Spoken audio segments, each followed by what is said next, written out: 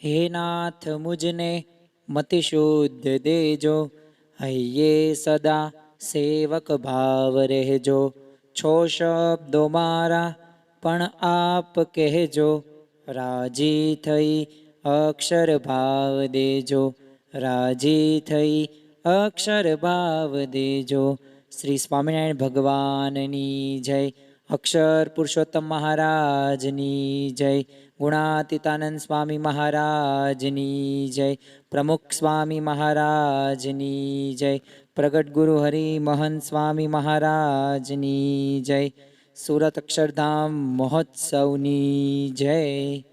દરેક દિવ્ય હરિભક્તોને જય સ્વામી નારાયણ। આજના પ્રવચનનો વિષય આમ તો દરેક વ્યક્તિને માનસિક પલટ ઉપર એક આધ્યાત્મિકતા જોવા મળે જ છે।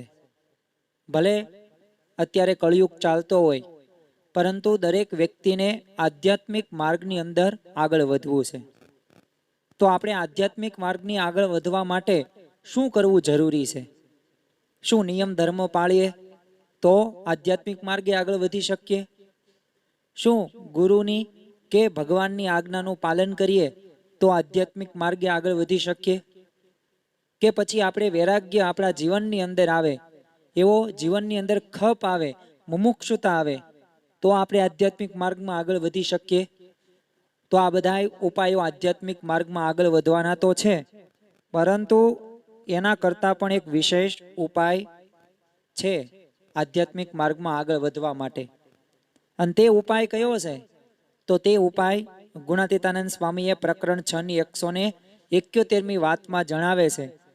અને મહારાજેનું જ ઉદાહરણ લઈને મહારાજે જ કીધેલું છે આનો જવાબ, અને ગુણાતીતાનંદ સ્વામી સમજાવે છે સંતો અને ભક્તોને।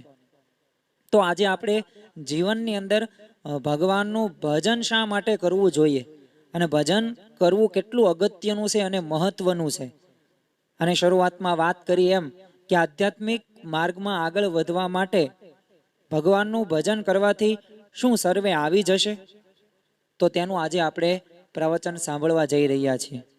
સૌ પ્રથમ ગુણાતીતાનંદ સ્વામીની પ્રકરણ 6 ની 171મી વાતનું આપણે વાંચન કરીએ અને ત્યારબાદ સમજવાનો પ્રયત્ન કરીએ કે શા માટે જીવનની અંદર ભગવાનનું ભજન કરવું અગત્યનું છે।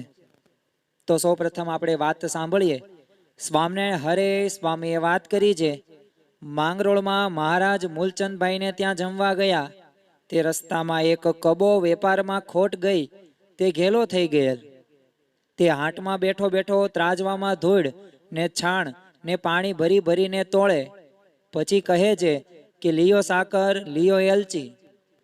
જો આમ તો ભલે મહારાજ માંગરોળની અંદર મૂલચંદભાઈને ત્યાં જમવા જાય છે, અને ત્યાં રસ્તાની અંદર આ કબો નામનો એક વેપાર એના જીવનની અંદર ખોટ ગઈ હતી, એટલે થોડો ઘેલો થઈ ગયેલો હતો। તો શું આપણા જીવનની અંદર પણ આપણે આવા ઘેલા વેડા કરતા નથી? કોઈક કામમાં, કોઈક ક્રોધમાં, કોઈક સ્વાદમાં, કોઈક માનમાં, દરેક પંચ વિષયોમાં આસક્તિઓની અંદર આપણે ઘેલા થતા જોવા મળે છે। આ કબાને તો પોતાના વેપારની અંદર ખોટ ગઈ થી ઘેલો થઈ ગયેલો હતો, પણ આપણે પણ સ્ત્રી હોય કે ધન હોય કે કીર્તિ હોય તો એમાં આપણે ઘેલા થઈ જઈએ છીએ, અને જે કરવાનું છે તે થતું નથી। તો આ કબા નામનો વેપારક શું કરે? તો ખોટમાં ગઈ પોતાનો વેપાર, એટલે હાટમાં બજારની અંદર છે ને ત્રાજવું લઈને બેસે અને બોલે શું કે સાકર લ્યો, એલચી લ્યો। શા માટે? હોય પાછું એને ધૂળત હોય, છાણત હોય, પાણાત હોય, તોય તે વજન કરી કરીને બધાને કે લ્યો એલચી લ્યો, સાકર લ્યો। હવે આ વાત ગુણાતીતાનંદ સ્વામીએ કરી અને આગળ વાત જણાવે છે। એમ કહે પછી મહારાજ કહે કે આ કોણ છે? કારણ કે મહારાજે આ જોયું દ્રશ્ય, એટલે ત્યારે એક ભક્ત હતા હરિજને જે કીધું કે એ તો કબો ગાંડો છે। એટલે ત્યારે મહારાજે કીધું કે હું તો જે જીવ ભગવાનને નથી ભજતા ને એ બધાય કબા ગાંડા છે, એમ જાણું છું। તો જો મહારાજે ખાલી દોઢ વાક્ય જ કીધું, પરંતુ આ દોઢ વાક્યની તાકાત કેટલી કે જે ભગવાનનું ભજન નથી કરતા ને એ કેવા છે તો મહારાજની દ્રષ્ટિએ, ભગવાનની દ્રષ્ટિએ, સત્પુરુષની દ્રષ્ટિએ એ કબા ગાંડા જેવા છે. તો હવે આપણે થોડીક અંતરદ્રષ્ટિ કરીએ કે આપણે દિવસ દરમિયાન આમ તો આપણો જન્મ થયો અને મૃત્યુ સુધીમાં આપણે અત્યાર સુધી શું કર્યું. અત્યારે આપણી ઉંમર 25 હશે, 30 હશે, 35 હશે, 45 પણ હશે, અમુક છેલ્લે પણ હશે 55-60 વર્ષની ઉંમર પણ હશે. તો અત્યાર સુધી આપણે શું ભગવાનનું ભજન કર્યું કે બસ સ્ત્રી કે પૈસા કે પછી સત્તા માટે જ તે સમય બગાડ્યો? તો જો અંતરદ્રષ્ટિ કરીએ તો વાસ્તવિક આપણને ખ્યાલ આવે કે વાસ્તવમાં જે કરવાનું છે તે રહી ગયું છે. તો હવે આપણી પાસે જેટલો સમય બાકી છે એટલા સમયનો આપણે સદુપયોગ કરીએ. કહેવામાં આવ્યું છે ને, જાગ્યા ત્યારથી સવાર. તો અત્યારે આપણને ખબર પડી તો હવે આપણે એ માર્ગે આગળ વધીએ અને એવા પ્રયત્નો કરીએ અને એવી ભગવાનની મૂર્તિનું આપણે સુખ લઈએ અને જેવી અક્ષરધામમાં જેવું સુખ છે એવું છતાં દેહ આપણે પ્રાપ્ત કરીએ. પણ એ માટે શું કરવું જરૂરી છે? તો એ માટે ભગવાનનું ભજન કરવું જરૂરી છે. તો આપણું નામ કબા ગાંડામાં આવે નહીં.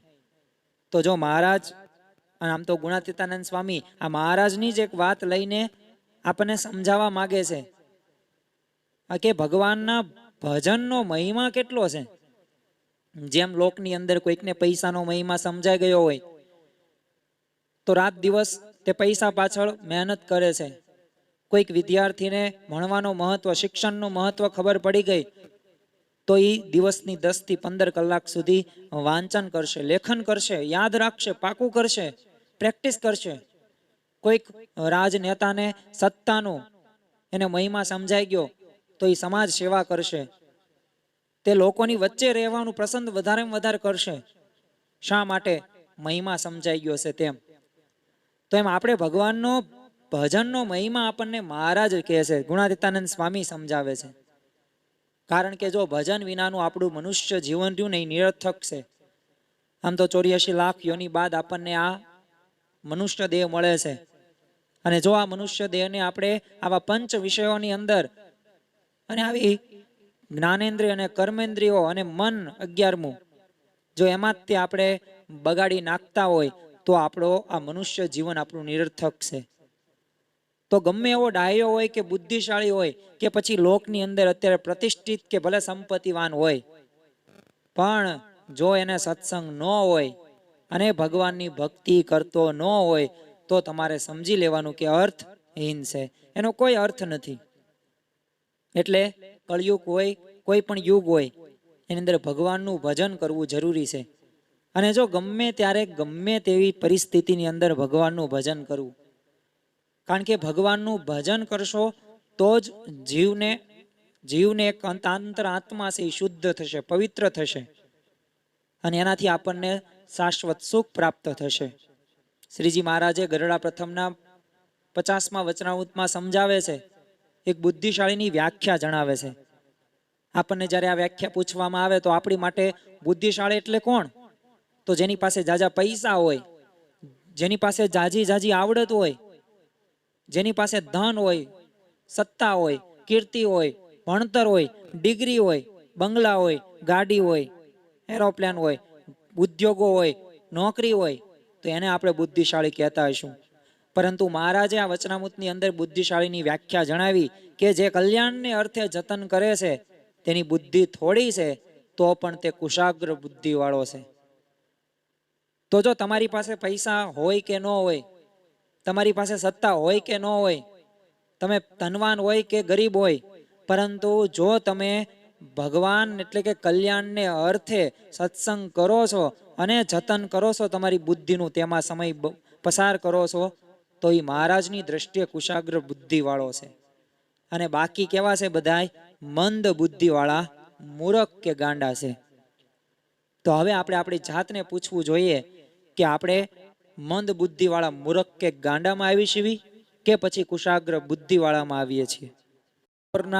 એક રાજમાર્ગ ઉપર સંત કબીર એકવાર ચાલ્યા જાય છે ત્યાં, અને એ વખતે એક માણસ મૃત્યુ પામેલો અને એની નનામી લઈને બધાય જે વ્યક્તિઓ હતા નનામી ઉપાડનારા અને એની પાછળ ચાલનારા એ બધાય બોલે રામ બોલો ભાઈ રામ, રામ બોલો ભાઈ રામ, રામ બોલો ભાઈ રામ. આવી રીતે બોલતા બોલતા બધા માણસો છે ને સ્મશાનમાં જઈ રહ્યા હતા. એટલે સ્મશાન યાત્રામાં તો જે માણસો જોડાયેલા હતા એમણે કબીર એક પ્રશ્ન પૂછ્યો કે આ તમે બધા રામ બોલો ભાઈ રામ ભજન કરો છો, પણ ઓલો પેલો સૂતો છે જે તમે નનામી ઉપાડી છે તો ઈ કેમ બોલતો નથી? એટલે એક વ્યક્તિએ કબીર દાસને શું કીધું કે મૂર્ખ, જોતો નથી મરી ગયો છે, એ થોડું ભજન કરતો હશે અત્યારે. અને ત્યારે કબીરે મર્મની વાત કરી અને આપણે એમાંથી પ્રેરણા લેવાની જરૂર છે. ત્યારે કબીરે જણાવ્યું કે તો પછી જે ભગવાનનું ભજન ન કરે ને એને મરેલા કહેવાય કે ન કહેવાય? તો જો આના ઉપરથી આપણને ખબર પડે કે જો તમે ભગવાનનું ભજન તમે તમારા જીવ તમે અત્યારે ચાલો છો, બોલો છો, ખાઓ છો, પીવો છો, તમારી દરેક ક્રિયા કરો છો એટલે કે તમે જીવતા છો. અને જો તમે ભગવાનનું ભજન ન કરતા હોય તો મરેલા જ સમજવું. એટલે જ દેવાનંદ સ્વામીએ સરસ મજાનું ભજનની અંદર એક કીર્તનમાં કહ્યું છે ને કે ભજ્યો નહીં ભગવાન મૂરખ જીવતા મર્યો, ભજ્યો નહીં ભગવાન મૂરખ જીવતા મર્યો. આ ઘણી વખત યોગીજી મહારાજ આ કીર્તન બોલાવતા અને નિરૂપણ કરતા કે જે ભગવાનનું ભજન નથી કરતા ને એ મૂરખ, એ જીવતો મર્યો છે. તો આપણા જીવનની અંદર ભજનનું મહત્વ આપણે રાખવું ખૂબ જરૂરી છે. ગુરુ નાનક પણ કહે છે ને કે કૃપ નિરબીનું ધ્યાનું શિરબીનું ધરતી મેહબીના, જૈસે તરુવર ફલ બીન હિના, જૈસે પ્રાણી હરિ નામ બીના, દેહ નેન બીન રેન ચંદ બીના, મંદિર દીપ બીના, જૈસે પંડિત વેદ વિહીના, તૈસે પ્રાણી હરિ નામ બીના, સુમિરન કરેલ મેરે બીના, તેરી બીતી ઉમર હરિ નામ બીના. એટલે કે અર્થાર્થ જેમ પાણી વગર કૂવો, દૂધ વગર ગાય, વરસાદ વગર ધરતી, ફળ વગર વૃક્ષ, આંખો વગર દેહ, ચંદ્ર વિના રાત્રિ, દીવા વિના મંદિર, વેદના જ્ઞાન વિના પંડિત નિરર્થક છે, એમ ભગવાનના ભજન વિના પણ મનુષ્ય દેહ કેવો છે? નિરર્થક છે. કૂવામાં પાણી જ ન હોય તો કૂવાની વ્યાખ્યા શું? ગાય દૂધ જ ન આપતી હોય તો એ ગાયને કરવાનું શું? ધરતીમાં વરસાદ જ ન આવે તો પછી કોઈ ખેતી કામ કે કોઈ ખોરાકનું શું? વૃક્ષ ગમે તેવું સારું હોય પણ ફળ ન આવતા હોય તો એ વૃક્ષ શું કામનું? કોઈ દેહ હોય અને આંખો ન હોય તો તમે શું જોઈ શકો સૃષ્ટિને? રાત્રિ, ચંદ્ર જ ન હોય તો રાત્રિ કે નહીં? અને મંદિરની અંદર દીવો ન હોય તો એ મંદિર શું કામનું? અને પંડિત હોય પરંતુ એમાં જ્ઞાન ન હોય તો એ પંડિત શું કામના? એમ આ મનુષ્ય દેહ આપણને જે મળ્યો છે ને તો ભગવાનના ભજન વિના કેવો છે? નિરર્થક છે, અર્થ વગરનો છે. તો જો ભગવાનના ભજન વિના જો આપણી સંસારની જે આપણે સંસારમાં શક્તિ વાપરીએ છીએ અને એમાં આપણે જો કાર્યોમાં વાપરી નાખીએ તો જેમ ઘી રાખમાં ઢોળ્યા બરાબર કહેવાય. કારણ કે રાખની અંદર તમે ગમે એટલું ઘી રેડો એમાં કોઈ પણ પ્રકારનો અગ્નિ એમાં પ્રગટ નથી થવાનું. એમ ગાંડા માણસને ભાન નથી હોતું કે તે શું કરે છે અને જે કરે છે એનું ફળ શું પ્રાપ્ત થશે. એમ દુનિયાના કહેવાતા બુદ્ધિશાળી કે ડાયા માણસો પણ ન કરવાનું કરે છે, પણ કરવાનું શું થઈ જાય છે? રહી જાય છે. એટલે જ તેમને દુનિયાની દ્રષ્ટિએ કેવા કીધા છે? ડાયા, પણ પાછા સંતની દ્રષ્ટિએ ગાંડા કહેવાય છે. તો આપણે કઈ ઉપમામાં આવું છે એ આપણે વિચારવાનું બાબત છે. યોગીજી મહારાજ ઘણીવાર એક દ્રષ્ટાંત દેતા કે એક રાજાના દરબારની અંદર સંગીત ને ચિત્રકામ ને લેખન કાર્ય, જેમ અકબર અને બિરબલ ના દરબારની અંદર રત્નો હતા, નવરત્નો હતા, એવી રીતે આ રાજાના દરબારની અંદર તે અલગ અલગ કળાના છે ને એવા એક્સપર્ટ નિષ્ણાંતો માણસો હતા. હવે એક દિવસ છે ને રાજાને વિચાર આવે છે. વિચાર કેવો આવે છે કે આપણા દરબારની અંદર બધા નિષ્ણાંતો છે જે અલગ અલગ કળાની અંદર નિપુણ છે, પણ એક છે ને મૂરખમાં પણ જે શ્રેષ્ઠ હોય ને, એટલે કે મૂરખનો સરદાર હોય ને, જો એ દરબારમાં હોય ને તો બહુ સારું. એટલે એને તો પ્રધાનમંત્રી હોય એને વાત કરી અને હુકમ કર્યો કે પ્રધાનજી, તમે એક એવા મૂરખનો સરદારને તમે ગોતીને લાવો. આપણે ઈ પણ હોય ને તો વધુ સારું. અને પ્રધાને તો વ્યક્તિને શોધી કાઢ્યો અને રાજા સમક્ષ હાજર કર્યો. પછી રાજાએ તેને કીધું કે તારે છે ને મૂરખનો સરદાર એવું પાટિયું છે ને ગળામાં ભરાવીને દરબારમાં બેસવાનું છે. અને જો તું આવી રીતના બેસીશ અને જો તું મૂરખનો સરદાર છું, એટલે એના બદલામાં તને આ રાજમહેલમાં નોકર ચાકર ને તું જે કે ને બધું મળશે. એટલે મૂરખનો સરદાર હતો એને હા પાડી દીધી. પણ સાથે સાથે એક પ્રશ્ન શું પૂછ્યો રાજાને કે આ પાટિયું મારે ક્યાં સુધી ગળામાં રાખવાનું? એટલે રાજાએ કીધું પ્રશ્ન બરોબર પૂછ્યો સાને. એટલે રાજાએ કીધું તારા કરતા વધારે મૂરખ ન મળે ને ત્યાં સુધી આ પાટિયું તાર ગળામાં રાખવાનું છે. થોડાક વર્ષો થયા, આમના મૂરખનો સરદાર એ દરબારમાં બેસે, પાટિયું હોય, મૂરખનો સરદાર, બીજા બધા રત્નો સંગીતમાં ચિત્રકલાની અંદર લેખન કાર્યના એ પણ નિષ્ણાંત માણસો બેહે. એટલે થોડાક સમય પછી રાજાને ગંભીર બીમારી થઈ. એટલે છે ને મૂરખ હતો જે સરદાર, મૂરખનો સરદાર, હવે એને તે ભલે એમ મૂરખનો સરદાર હતો પણ એને એવું તો હોય ને મને આ રાજાએ આ પદ આપ્યું ને એટલું બધું મારી સગવડતા માટે કામ કરે છે તો પછી ખબર કાઢવા તો જવું પડે. એટલે એ ત્યાં જાય છે અને જોયું તો રાજાની તો અંત અવસ્થા હતી. એટલે રાજાને પૂછ્યું કે રાજા સાહેબ શું થયું? એટલે રાજાએ કીધું બસ હવે લાંબી મુસાફરીએ જાઉં છું. એટલે મૂરખે કીધું કે મુસાફરીએ જવાની કઈ તમે કઈ પૂરતી તૈયારી કરી કે ન કરી? કઈ ભાથું તમે સાથે લઈ જશો કે નહીં લઈ જાઓ? એટલે રાજાએ કીધું કે ના ના, હવે કશું સાથે ન આવે અને કશું પણ સાથે આપણે લઈ પણ ન જઈ શકીએ. બસ એ તો વહી જાય, આત્મા વહી જાય, બધું શરીર એમના મહિના રે. આવું મૂરખને રાજા સમજાવે છે. એટલે મૂરખે હું તરત તે ઓલું જે મૂરખનો સરદારનું જે પાટિયું હતું ને એ પાટિયું કાઢ્યું અને રાજાના ગળાની અંદર પહેરાવી દીધું. અને મૂરખના સરદારે કીધું કે આટલી તમે લાંબી મુસાફરીએ જવાના છો છતાં તમે કઈ પૂર્વ તૈયારી કરી નથી અને પાછું ભાથું પણ નથી લઈ જઈ શકવાના, તો તમારા જેવો કોઈ મૂરખ નહીં. તો જો આ વાત કહીને યોગીજી મહારાજ સમજાવતા એમ આપણને આ 84 લાખ યોની બાદ આ મનુષ્ય દેહ મળ્યો હોય અને જો આ મનુષ્ય દેહની અંદર આપણે જો કલ્યાણનો, આપણે મોક્ષનું કામ આપણે ન કરીએ તો હકીકતમાં આપણે મૂર્ખ જ કહેવાઈએ. તો આપણે પણ જે સાથે આવવાનું છે ને એ ભાથું આપણે તૈયારી કરતા નથી. પણ જો આપણે આ નાશવંત પદાર્થોનું ભાથું તૈયાર કરીએ, નાશવંત પદાર્થો એટલે કેવા? જમીન, મકાન, મિલકત, સંબંધો. અરે કેટલા સગા સંબંધી તેમ રાખશો, કેટલા મિત્રો રાખશો, કોઈ એનો અંત આવશે જ નહીં. તમે બે અન્ય વ્યક્તિને 5-10 મિનિટ સારી વાત કરો અને એનો તમે નંબર લઈ લો, એ તમારી સાથે વાત કરે, તમે એની સાથે કરો, એ તો થઈ ગયું. તમારો સમય કેટલો બગડશે? કેટલા સગા સંબંધીને તમે સાચવશો? એનો પાર કોઈ આવશે? કોઈ દિવસ નહીં આવે. અરે આખા દુનિયાની અંદર 8 અબજની વસ્તી છે, એમાં તમે જો ગુજરાતની અંદર રહેતા 7 કરોડની વસ્તી છે, ભારતની અંદર 150 કરોડ છે. કેટલાને તમે નામ યાદ રાખશો? કેટલાના સરનામા, કેટલાની સાથે તમે વાત કરશો? અને કેટલી તમે જમીન ભેગી કરશો? કેટલા પૈસા ભેગા કરશો? કેટલા મકાનો કરશો? તમારે મૂળ એક પથારીમાં હોવાનું છે. એની પથારી તે સાવ સામાન્ય એવી જગ્યાની અંદર સમાઈ જાય એટલું. ખાવાનું કેટલું? હું આખા દુનિયાનું બધી વસ્તુ તેમ ખાવાના છો? બધી જગ્યાએ બધા સ્થળે તેમ ફરી શકવાના ખરા? 230 કરતા તો વધુ દેશો છે અને બધી વસ્તુ તમે જોઈ શકવાના છો? બધી અજાયબી પણ જોઈ શકવાના છો? આખી દુનિયા કોઈ દિવસ એનો છેડો નથી. ગુણાતીતાનંદ સ્વામી પોતાની વાતની અંદર જ કહે છે કે આ બધા તે કારખાના છે અને ખાણો છે ને ક્યાં સુધી રહેશે? કે જ્યાં સુધી આ પૃથ્વી રહેશે ને ત્યાં સુધી આ બધું રહેશે. કોઈ દિવસ આ કામકાજ કઈ પૂરું થવાનું જ નથી.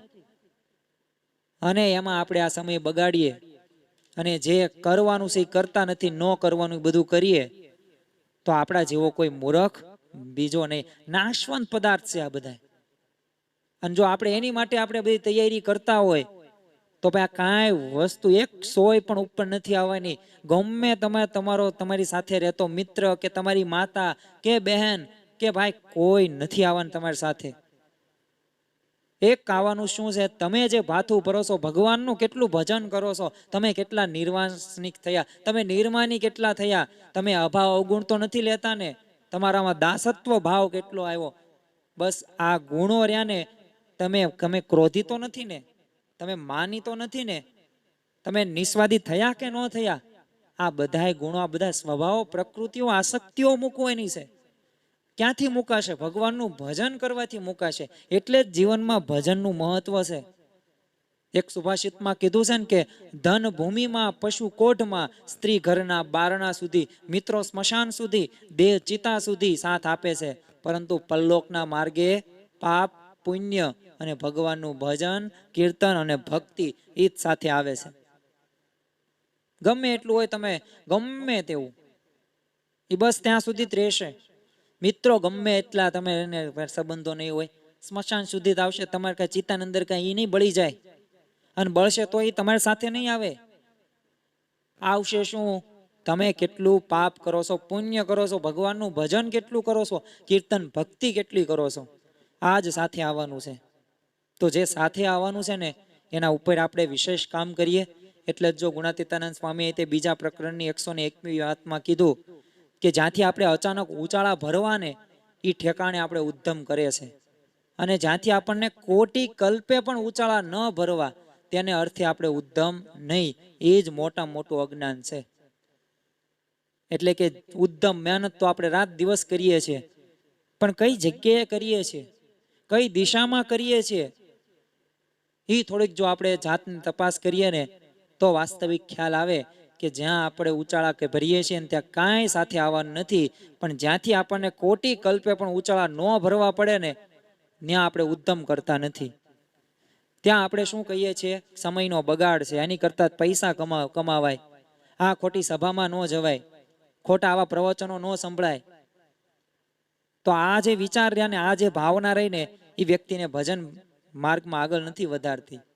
જો જગતમાં તમને આવા હજારો લાખો દ્રષ્ટાંતો મળશે કે જો એ લોકોએ છે ને અર્થે ઉદ્ધમ કર્યો છે, પૈસા કમાણ્યા છે, બહુ તે ધન સંપત્તિ છે એમની પાસે, સ્ત્રી વાસના બધું છે, પણ અંતે એમના જીવનની અંદર નિરાશા જ સાંપડીશ, અને છેલ્લે પસ્તાવના જ વારો આવ્યો છે. તમે સિકંદરની વાત કરો, કિંગ સોલોમનની વાત, માઇકલ એન્જેલો કે માઇકલ જેક્સન કે ચાર્લી ચેપ્લિન હોય, આવા તો 4-5 ઉદાહરણ છે, પણ આના કરતા પણ હજારો લાખો ઉદાહરણો છે. અને એમના જીવનના અંતકાળે તેઓ બોલેલા છે કે મેં સુખના 6 દિવસો પણ નથી જોયા, મેં તો અંધારાની અંદર આમ બિલાડી પકડતો હોય ને એવો મને અનુભવ થયો છે. તો આ બધાય તે એમના ઉદ્ગારો કયા? હતાશાના, નિરાશાના જ છે. અરે અમુકે તો આટલી બધી સંપત્તિ, ધન પાછળ પોતે રાત દિવસ મહેનત કરી છે, છતાં એ ધન સંપત્તિ એમની સાથે નથી આવી, અને છેલ્લે એમના અહીંયા મૂકીને વહી ગયા. તો આપણે આ બધામાંથી શીખવાનું છે. જો ભૂતકાળ આપણને આ જ શીખવાડે છે. ભૂતકાળમાં જે વ્યક્તિઓ ભૂલો કરી છે આપણે નથી કરવાની, એ પૈસા પાછળ પડ્યા, ભાગ્યા હતા, આપણે ભાગવી છીએ, તો એમનામાં આપણામાં શું ફેર? એ અફસોસ પસ્તાવો મૂકીને વહી ગયા, તો આપણે પસ્તાવો કરવો પડશે. તો આપણે જાગવું જ પડશે. એટલે જ સંતો કહે છે ને, કોટી જન્મના પુણ્યથી મળ્યો આ મનુષ્ય અવતાર. આપણા પુણ્ય હશે જન્મ, તો જ આપણને મનુષ્ય અવતાર મળ્યો, કારણ કે મોંઘો મનુષ્યનો અવતાર છે, એમ ન મળે આપણને. તો ભાવ ધરીને પ્રભુ નવ ભજે, તેને લાખો વાર ધિક્કાર. જે ભગવાનનું ભજન નથી કરતા ને, અને ભાવ રાખીને નથી કરતા ને, તેને લાખ વાર ધિક્કાર છે, આવો સંતો કહે છે. જેમ કોઈક ચિત્રકાર હોય, એ બ્રશ અને કલર લઈને નદીમાં વહેતા જળમાં ચિત્ર દોરવા બેસે, તો બધા એને શું કે? મૂરખ કે. તો એમ આપણી બુદ્ધિ હોય, શક્તિ હોય, આવડત હોય, અને જો આ વહેતા સંસારની અંદર આપણે આ કાર્યો કરતા હોય, એમાં આપણે વાપરીએ, તો ભગવાન અને સંતની દ્રષ્ટિએ ગાંડપણ જ છે. જો આપણને કોઈક સાચું કહે ને તો આપણને ગમતું નથી. આપણને કેવી વાત ગમે? આપણા હિતની વાત હોય, આપણને એમાં ફાયદો થવો પડે, આપણી સ્વતંત્રતા હણાવી ન પડે, એવી વાત આપણને કોઈક કહે ને, તો આપણે ત્યાં ચોંટી જઈએ. એ વ્યક્તિ આપણને ગમે છે. પણ આ ભગવાન અને આ સત્પુરુષ આપણને સાચો માર્ગદર્શન દેખાડે છે. જો દવા ખાલી કેવી હોય, સાવ સરોઠી જેવી નાની જ હોય, પણ તાવ આવતો હોય મટાડ દે કે ન મટાડ દે? મટાડ દે. કેમ મટાડી દે? દવા કડવી છે, નથી પીવી ગમતી, પણ માતા આપણી પીવરાવશે, પરાયણે આપણને પીવરાવશે, અને પીશું તો એ આપણે આપણો રોગ હશે ને વહી જશે. એમ આ જન્મ મરણના રોગ આપણને થયા છે. આ જન્મે ફરી વખત જન્મ લીધો, ફરી વખત જન્મ લીધો, તો આ જન્મ મરણનો રોગ છે ને ભગવાન અને સંત ટાળશે. તો આપણે સંસારના કાર્યો માટે ભલે વાપરીએ, જો મનુષ્ય દેહ આપણને મળ્યો છે, આપણે દરેક રોલ ભજવવાના જ છે. પછી આપણે કોઈક પતિ હશે, કોઈકને આપણે પત્ની પણ હોઈએ, આપણા સંતાનો પણ હોઈએ, કોઈકના આપણા સંતાનો બીજા પણ હોય. તો આપણે માતા પિતાની હોય, ભાઈની, બહેનની, બધાની આપણે ફરજ બજાવવાની જ છે, એમાંથી છટકવાનું નથી. પરંતુ સાથે સાથે આપણે ભગવાનનું ભજનનું પ્રાધાન્ય રાખવાનું છે. અને જો ભગવાનનું ભજન એકડાના સ્થાને છે, અને દુનિયાના ગમે તેટલા કાર્યો, ગમે એ કામરૂની જીરોના સ્થાને છે. તમે જીરો ગમે એટલા કરો એની કાંઈ વેલ્યુ નહીં, પણ ભગવાનનું એકડો તમે રાખો, ભગવાન એકડાના સ્થાને છે, એકડો મૂકી દો તો પાછળ બધા કાર્યોની કિંમત વધી જશે. તો આપણે આ કરવાનું છે. જેમ આપણે આંબો વાવીએ છીએ તો કેરી માટે વાવીએ છીએ, પાંદડા માટે કે છાયા માટે વાવતા નથી. અને જો આંબાના આપણે પાંદડા આવે અને કેરી ન આવે તો પાછો એ આંબો કેવો નિરર્થક છે, એ કોઈ કામનો આંબો નથી. એમ આપણે જો ધન, કીર્તિ અને સત્તા, આ બધું વ્યવહાર સર્વે કેવું છે, બધું લાકડા પાંદડા અને છાયા જેવું છે. તો જો એની પાછળ આપણે દોડશું, જેમ પડછાયા પાછળ દોડવા જેવું છે, કોઈ દિવસ બહાર આવે એમ નથી. ગમે એટલા ભાગો, પડછાયો પાછળ જ આવવાનો છે, તે હાથ આવે નહીં. એમ સવારથી આપણે સાંજ સુધી દેખાય, પછી રાત્રે પાછો શું થઈ જાય, અદ્રશ્ય થઈ જાય પડછાયો. એમ આપણે પડછાયાને પકડવા પાછળ જો બુદ્ધિશાળી રહ્યા ને એ પ્રયત્નો નથી કરતા, પણ મનુષ્ય દેહનું ફળ રહ્યું ને એ તો ભગવાનની પ્રાપ્તિ છે. અને તેની પાછળ આપણે પ્રયત્ન કરીએ ને તો એને બુદ્ધિશાળી કહેવાય. તો જો આમ આપણને મનુષ્ય દેહનો હેતુ રહ્યો ને એ ભગવાનનું ભજન કરવું ને એ જ છે. અને એક વખત હેતુની સ્પષ્ટતા થઈ ગઈ ને તો આપણો મોક્ષ પાક્કો છે. જો કોઈ પણ સફળ વ્યક્તિ આગળ વધ્યા હોય તો એને હેતુની એક સ્પષ્ટતા હશે, અને આ હેતુની સ્પષ્ટતાના લીધે જ આગળ વધ્યો હશે. તો એમ આપણે હેતુની સ્પષ્ટતા કરવાની કે મારે ભગવાનનું ભજન કરવાનું જ છે, ગમે તેવી પરિસ્થિતિ આવે. એટલે શ્રીજી મહારાજને આપણે યાદ કરીએ, વચનામૃત જેતલપુરના 5માં કીધું છે, જો તમારા લાખો કરોડો અબજો ભલે પગાર હોય તો એ મહારાજ શું કહેશે કે સર્વે સાંભળો, આજે મારે તો અમારે જેમ છે ને એમ વાત કરવી છે. જેમ છે એમ વાત તો અત્યાર સુધી નહીં કરી થશે, પણ આજ તો મહારાજ જેતલપુરના 5મા વચનમાં ચોખ્ખું કહી દીધું કે જે ભગવાનને ભજવાને એથી બીજી વાત મોટી નથી. તો સમજી લેવું કે ભગવાન ભજન કર્યા સિવાય બીજું આપણે બીજું ગમે એ કાર્ય કરતા હોય તો યાદ રાખવું કે એ ભગવાનનું ભજનથી મોટું નથી.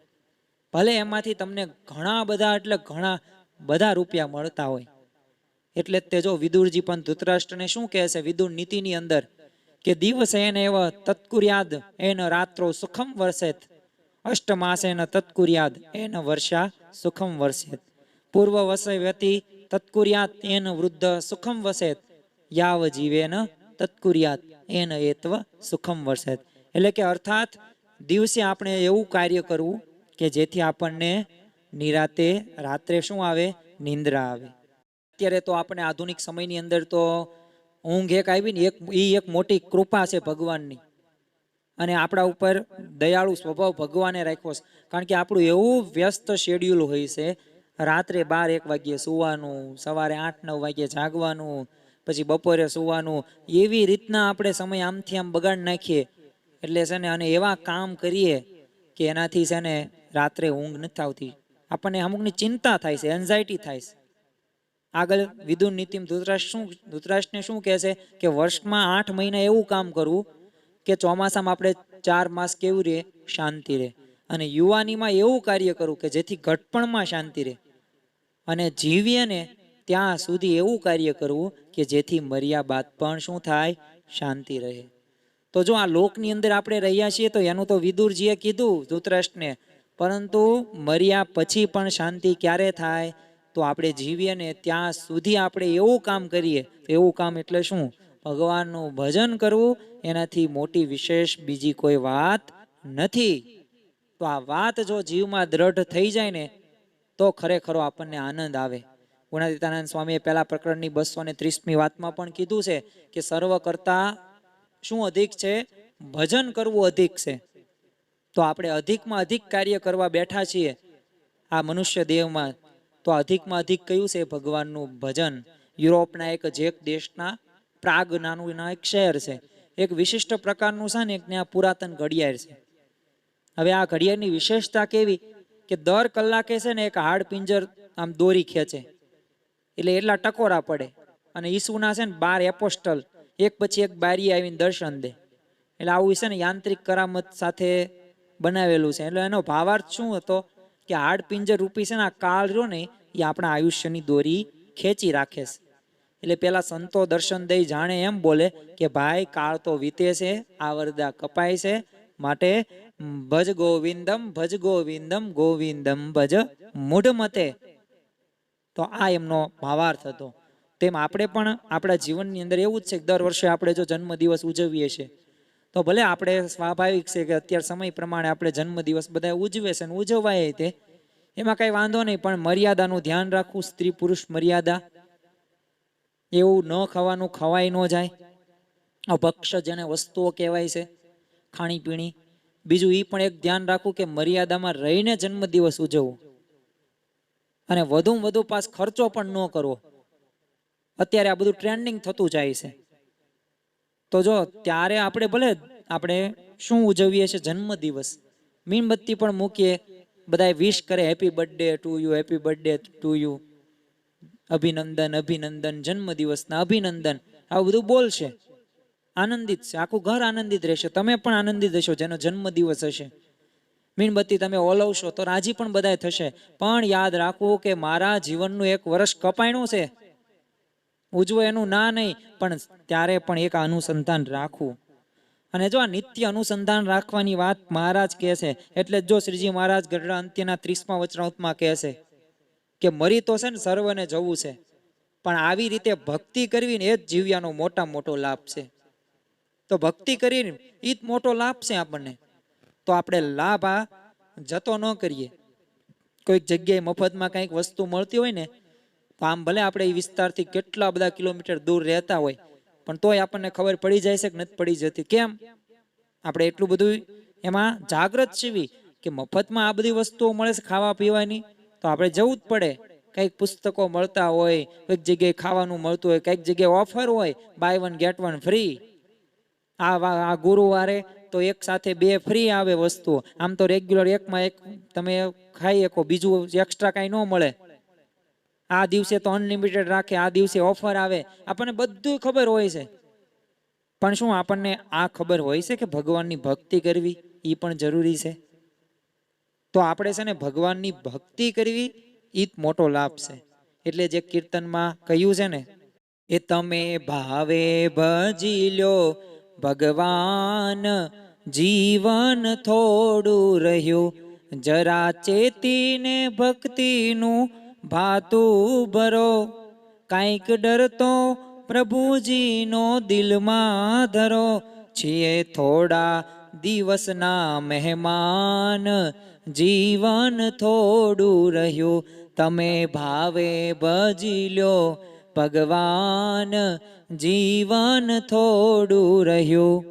સૌથી ભગવાનનું ભજન કરવાનું છે. જીવન થોડુંક જ છે. અને થોડાક જો આપણે સત્શાસ્ત્રનું જો આપણે વાંચન કરતા હશું દરરોજ, વચનામૃત એક સ્વામીની વાતો હોય કે જીવન ચરિત્રો હોય, તો તેની અંદર પણ આવે જ છે કે પહેલાના સમયની અંદર, સતયુગની અંદર લોકોના જીવનો હજારો વર્ષોના હતા. એ પછી ખાટલો પણ છેલ્લી અંત અવસ્થાએ 100-200 વર્ષનો હોય ને પાસ. તો આપણને ભગવાને સુગમ કેવું કરી દીધું કે બસ 60-70-80 વર્ષનું જીવન, ભાગ્યશાળી હોય તો 100 વર્ષ, પણ આમ તો 60-70 બધાને રામ બોલી જ જાય. તો 60-70 વર્ષનું જીવન, તો થોડાક અલ્પ એવા સમયની અંદર આપણે ભગવાનનું ભજન કરીને આગળ વધવાનું છે. એટલે આટલા સમયની અંદર મોક્ષ થઈ જાય તો આ સંતની કૃપા કહેવાય, ભગવાનની કૃપા કહેવાય. તો આપણે થોડોક ડર રાખીને ભગવાનને, પ્રભુને દિલમાં રાખવાના છે. અને થોડુંક તો ચેતવાનું છે. કેમ ચેતવું જરૂરી છે? કારણ કે ભક્તિનું તો જ ભાતું ભરાશે. ભાતું જ કઈ ભરીને લઈ જાવ નહીં ખેતરે, જમશો શું? એમ આ જીવની અંદર આપણને મનુષ્ય દેહ મળ્યો અને જો ભગવાનનું ભજનનું ભક્તિનું એનું ભાતું જ ન હોય તો શું કામનું? એક સુભાષિતમાં કહ્યું છે, શતમ વિહાય ભોક્તવ્યમ સહસ્ત્રમ સ્નાન માચરેત, લક્ષમ વિહાય દાત્યમ કોટી ત્વત્કરમ હરિભજેત. અરે એટલે કે 100 કામ પડતા મૂકી ને પેલા જમી લેવું. ગમે એટલા કામ હોય જમી લેવું. કેટલા? 100 કામ પડતા. 1000 કામ પડતા મૂકીને છે ને નાઈ લેવું. બહુ છે ને ગોબરાઈ કરવી નહીં, સ્વસ્થતા રાખવી. 1,00,000 કામ પડતા મૂકીને દાન આપવું, એમાં વિચાર કરવો નહીં. અને કરોડ કામ પડતા મૂકીને પણ ભગવાનને ભજી લેવા જોઈએ. તો જો પણ જેમણે પણ જો આ ભજનનો મહિમા સમજી ગયા છે ને અને ભજન કર્યું છે ને, તો એમના જીવનની અંદર સુખ, સંતોષ, આનંદ અને શાંતિ પ્રાપ્ત થયા છે. વાત કરીએ આપણે નાથ ભક્ત, જો માત્ર શાક બકાલાનો વેપાર કરતા, આર્થિક સ્થિતિ સાવ સાધારણ હતી, પરંતુ એને ભગવાનના ભજનનો આનંદ હતો. એ નરસિંહ મહેતાની તમે વાત કરો તો નરસિંહ મહેતા પાસે કોઈ એવી સંપત્તિ નહીં હોય, હુંડી લખતા હતા શામળ શાને, ભગવાનને કામ કરતા હતા. ભગવાન કોઈ પણ પ્રકારે લૌકિક રીતે પ્રતિષ્ઠા નહીં, માન નહીં, બધા ધિક્કારે, પણ ભગવાનનું ભજન હતું તો એનાથી જો એ આનંદિત રહેતા. એ મીરાબાઈને પણ જીવનની અંદર આપણે જોવો કે વિષનો પ્યાલો પીને પણ એ ખુમારીથી શું ગાતા કે વિષના પ્યાલા રાણાજીએ મોકલ્યા, ચરણામૃત કરી લેશું. અને ચરણામૃત કરીને લીધું ને પી લીધું, કાંઈ થયું નહીં. એ શબરીમાં જુઓ ભજનનો એ પાવર હતો. ભગવાન રામ આવ્યા કે ન આવ્યા? આવ્યા. તમે જો પ્રમુખ સ્વામી મહારાજ જો રાત દિવસ સુધી ભજન કર્યું, 96 વર્ષ સુધી. ભગતજી મહારાજ 3.5 વર્ષની અંદર તો બ્રાહ્મી સ્થિતિ પ્રાપ્ત કરી નાખી. ભગવાનનું ભજન એ ગુરુએ જે આજ્ઞા કરી, એટલે કે સત્પુરુષ ગુણાતીતાનંદ સ્વામીએ જેમ જે વાક્યો બોલ્યા જીભ વળીને, એમ ભગતજીનો દેહ વળી ગયો. એ શાસ્ત્રીજી મહારાજ જો અક્ષર પુરુષોત્તમ સિદ્ધાંત માટે ભગવાનનું ભજન રાત દિવસ, છેલ્લી જેઠ વય આમ ઉંમર હતી ને છેલ્લી, છતાં પણ વિચરણ સતત શરૂ રાખ્યું. પ્રમુખ સ્વામી મહારાજનું જીવનમાં તો તમે જો અત્યારે 11 ભાગ લખાઈ ગયા, હજી ભાગ લખાય જ છે. આદર્શ જીવન સ્વામી લખે જ છે. કેટલા બધા હજારો કરતા વધુ મંદિરો, હજારો કરતા વધુ સંતો, એ 7.5 લાખ કરતા વધુ પત્રો, 2.5 લાખ પધરામણીઓ, લાખો હરિભક્તોને માર્ગદર્શન આપ્યા છે, મુલાકાતો કરેલી છે. તો એમના જીવનની અંદર છતાં એમને ભગવાનનું ભજન અવિરતપણે સતત શરૂ જ રાખ્યું છે. યુનની અંદર પણ એમનું સ્વાગત કરવામાં આવ્યું હતું, સન્માન કરવામાં આવ્યું હતું. ત્યારે પ્રમુખ સ્વામી મહારાજના હૃદયની અંદર ભાવના, એટલે જો પેલા એ ઊભા નહોતા થયા, ઠાકોરજીને આગળ રાખ્યા. સેવક સંતે કીધું કે તમે આગળ જાઓ, બધા એના દર્શન કરાવો, ઠાકોરજીના દર્શન કરાવો, મારા નથી કરાવવા. તો જો ભગવાનનો એ ભજનનો પાવર એમના જીવનની અંદર હતો. તો આવા તો કેટલાય હરિભક્તો સંતો થઈ ગયા, પરમહંસો થઈ ગયા. ભગવાન જો પરમહંસો પણ 114 પ્રકરણો મહારાજે ચલાવ્યા.